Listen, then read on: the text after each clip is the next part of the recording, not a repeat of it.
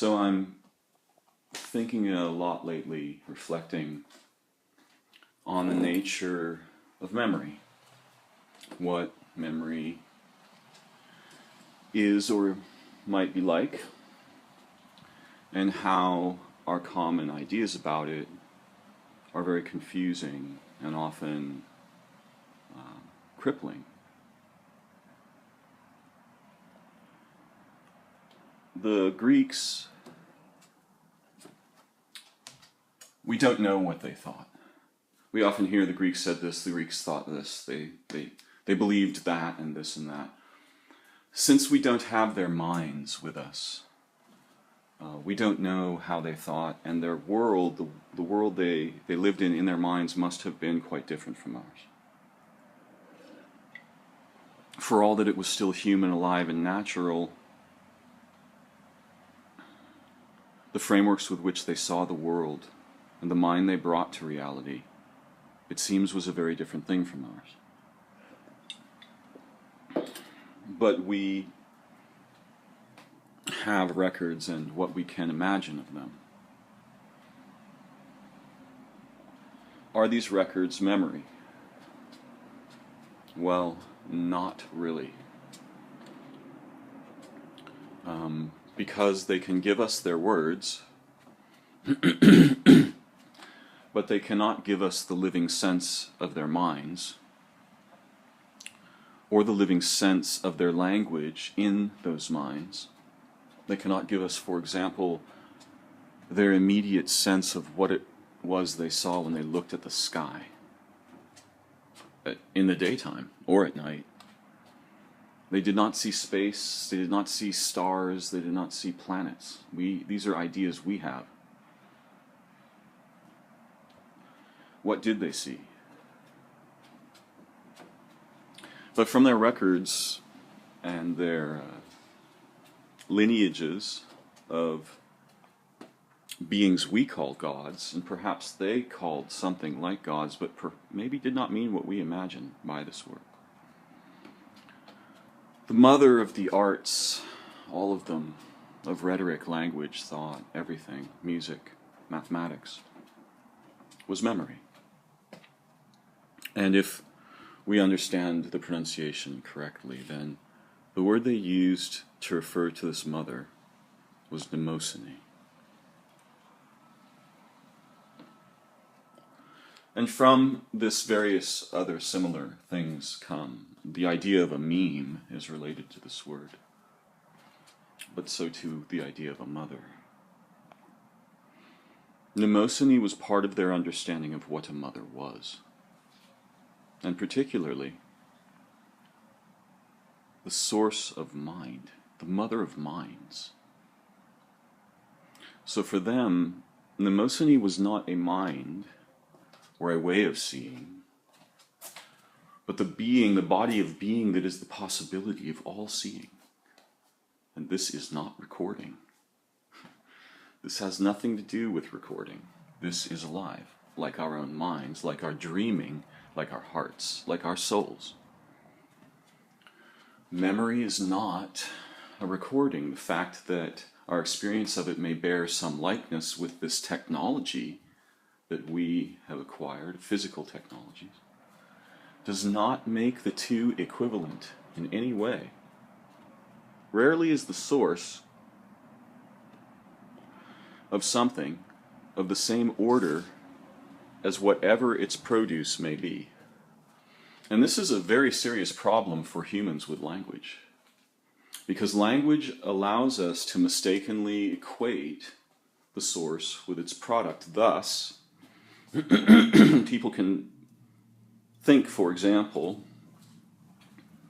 that brains are like computers, but they are not. There is no living computer. Brains are not assembled of parts by humans with minds for the purpose of computation. That's what computers are. They are devices, dead objects, assembled by humans for functions. Now, even these same humans will tell you, the scientifically oriented humans, for example, that nature doesn't have a purpose. Which must mean, if they're meaning what they say, if they're telling the truth, and we must suspect they're trying to, that living things don't have purposes. Let's presume they're right, because if they did, it would be like Mnemonium being the product of her potential, one of the products of her potential rather than her potential. In other words, beings are purposive, but machines are made by purposive beings for purposes. Those cannot be like their minds or like their memories. The fact that you can write something down in a book is not like your memory. Your memory is an experiential manifold. It doesn't really have contents in the way that we imagine, because you must approach the manifold and constellate it to produce meaningful results.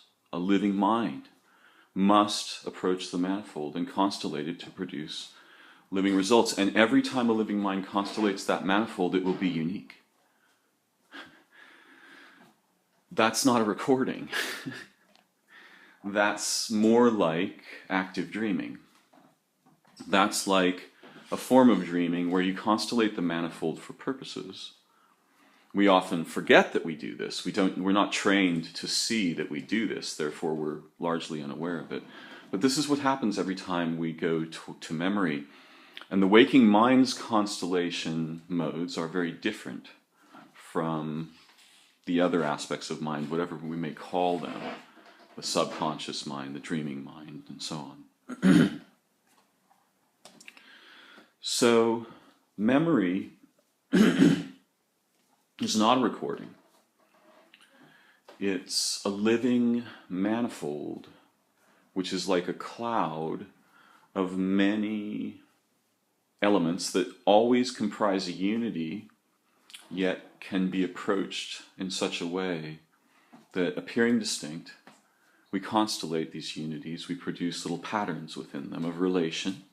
And usually in the center of this pattern, there's a kind of a star, right? A central figure that is partly purpose, partly desire.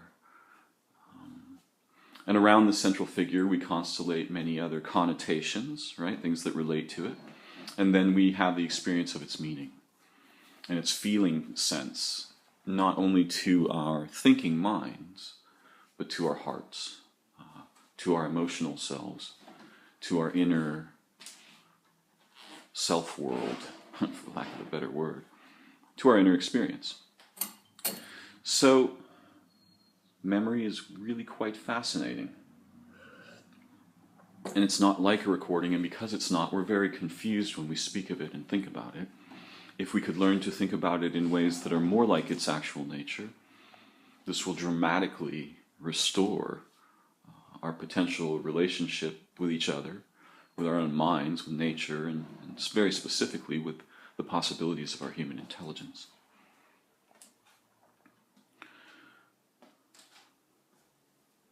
When we're dreaming, we're experiencing something like the living pulse of memory. This is the mind free of its waking constraints on identity, meaning, purpose, value, and so on, yet still true in its roots of being. A long time ago, perhaps in the 1900s, Jules Verne, a famous early science fiction author, wrote a book that had a profound effect on me as a child, called 20,000 Leagues Under the Sea. And the hero of this book is an articulate biophile, an autodidact scientist and inventor whose name is Captain Nemo. And Captain Nemo has a submarine named the nautilus. The nautilus is, of course, a spiral-shelled cephalopod, perhaps one of the progenitors of creatures like the cuttlefish and the squid. And from a remote island where he had a laboratory and a base station, he launched his nautilus and attacked the human ships on the ocean. He saw that they were using technology to make war, and that this would wipe out life, and thus the very garden from which memory is born. He is Mnemosyne's protector. He is the male avatar of Mnemosyne, of memory, the ocean. And just as we, as living beings, have memory, the ecologies of our world were the living memories of the entire history of life on Earth, the forests and the oceans. And from these gardens, the very possibility of our bodies and minds is born moment to moment, not in a mere cause-effect relationship. This is fundamentally and before all ideas, a unity, our world, and the life that has been here, and the life that we have allowed to remain in whatever state of desperate attempts to cope with the repercussions of human thought and technology, with whatever living places remain from that battle. I guess Nemo saw that we weren't intent merely on making war against each other, but that fundamentally we were intent upon using machines to rip the fabric of life and intelligence on Earth to shreds, and then with the remains of that make war upon each other. And I cannot say what was in the mind of Captain Nemo, a fictional character, but I can say what lives in the Captain Nemo-like being inside all of us. And that is a true respect for the nature of living beings on Earth and their relationships, their unity, their profound, inexpressible intelligence. And the difference between that and what we think, tell ourselves, do, and what we agree to as purposes for which we will come together and work. But memory is so much more, because memory is the circle of all the lives that have come before us and our position in that constellation, that living constellation. And that position is true and real. It's not imaginary. It's not a fiction of structured thought. Sometimes it seems to me as if any person that I may see, or any organism at all, a bird, but particularly someone that I know, or myself, I see them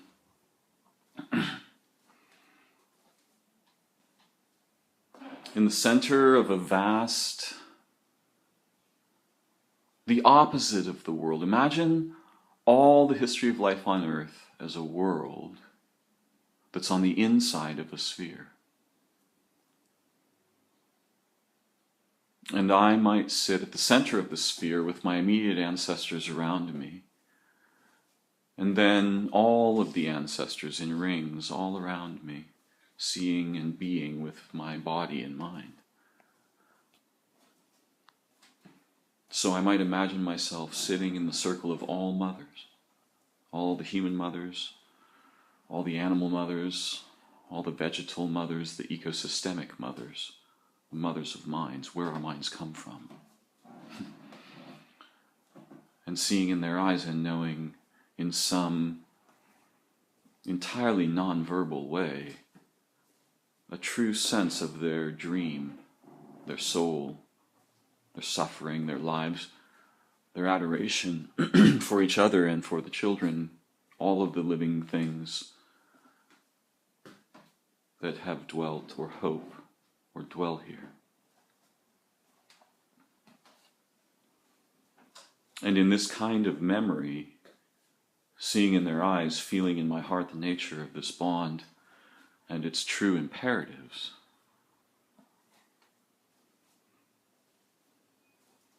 I am having an experience of memory that has nothing to do with recordings, and seems more true than any recording that could be produced.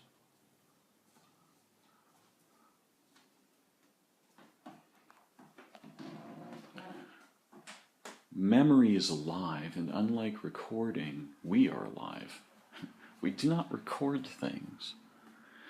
Unfortunately, we become very confused when we invent technologies and become fascinated by them. Their profound usefulness inclines us to liken ourselves to them.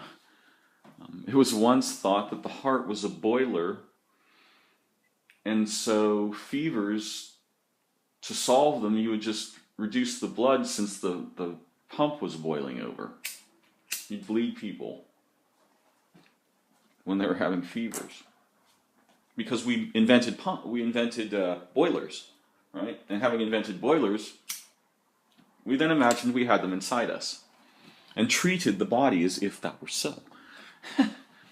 We're doing the same exact very ridiculous thing with our thoughts about the brain being a computer and memory being recordings. They are not recordings.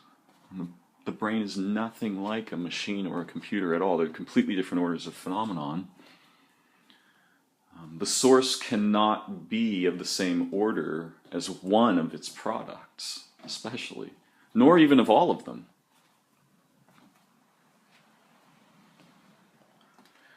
Thus, no one can tell you what your intelligence is, because telling people what things is a product of that intelligence. It's a collapsed order. It's a much flatter order. It's the difference between a blurry photograph of my face and being my face, being me, right?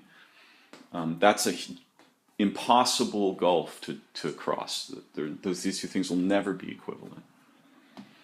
So I want you to realize that your memory isn't a recording and your mind isn't a computer.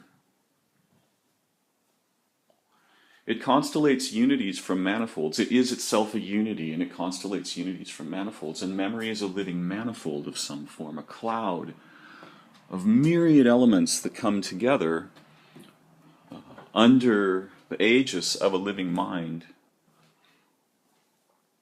and form and reform and transform and inform. They are not recordings. And thus it is that if someone tells you a memory of an event, if they tell you, right, in language, what you have is a product of the linguistic mind.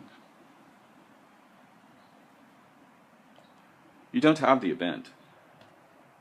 You don't have a true record of it. If I could tell you a dream, we'd both have to start dreaming, but that wouldn't be the dream. Even if we'd managed that wouldn't be the dream I was trying to tell. That would be a new experience we were having together, right?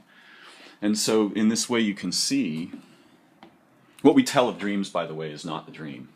It is the waking mind's remnant recording like structured thing with which it tries to grasp the dream. But that is not the dream. And if it were, it would have the same otherworldly intensity of intimacy that is the hallmark of nearly every moment of dreaming experience, and an intimacy for which we hunger and thirst in our waking lives, for which we will accept every poorly composed substitute and every self-aggrandizing replacement. When we tell the dream, we do not feel this. We are not telling the dream. We are telling the skeletal translation of the waking verbal mind's description of the dream. Not that this is not useful or in its own way powerful, but we should recognize that thing, that record in our mind that we think is a recording or is like one, isn't.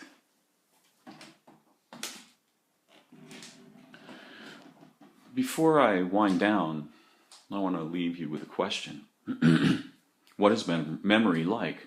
In order to understand things, we metafy them, we analogize them, we make metaphors and comparisons, and we say, oh, it's like this, I understand.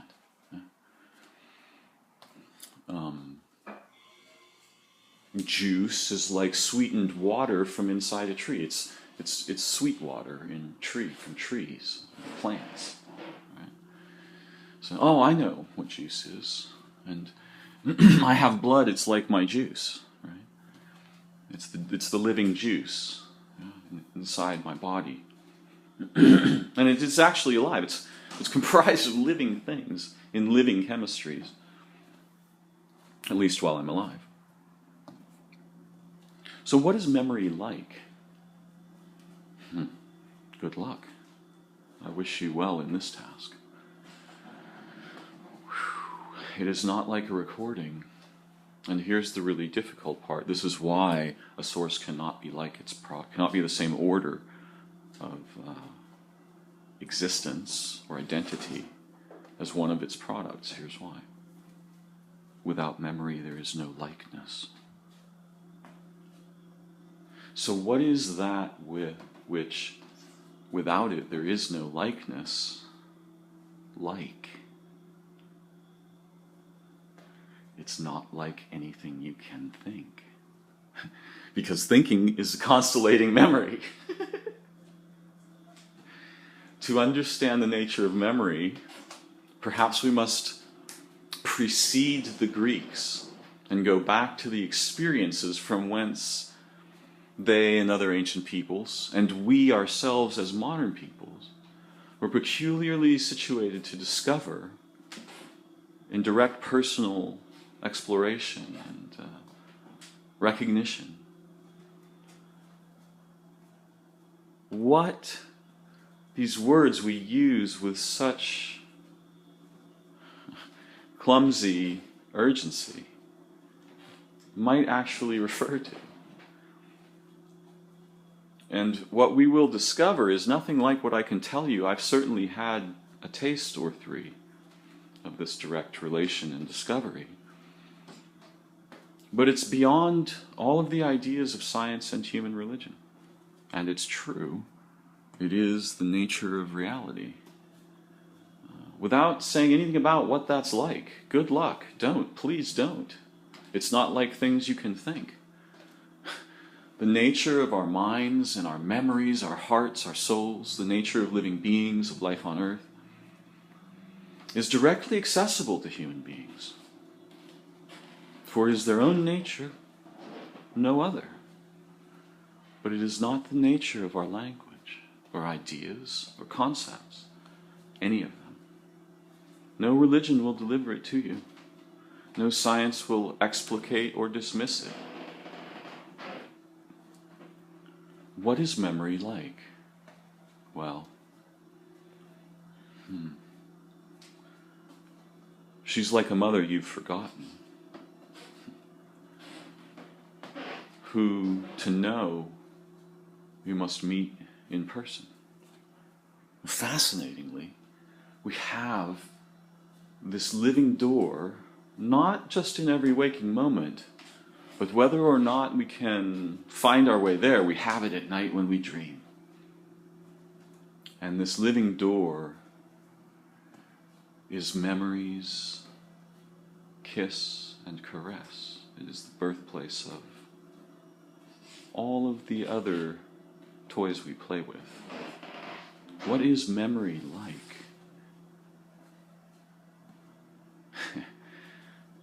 Hard to find something you could look at and say memory is not like it, for it comes from memory.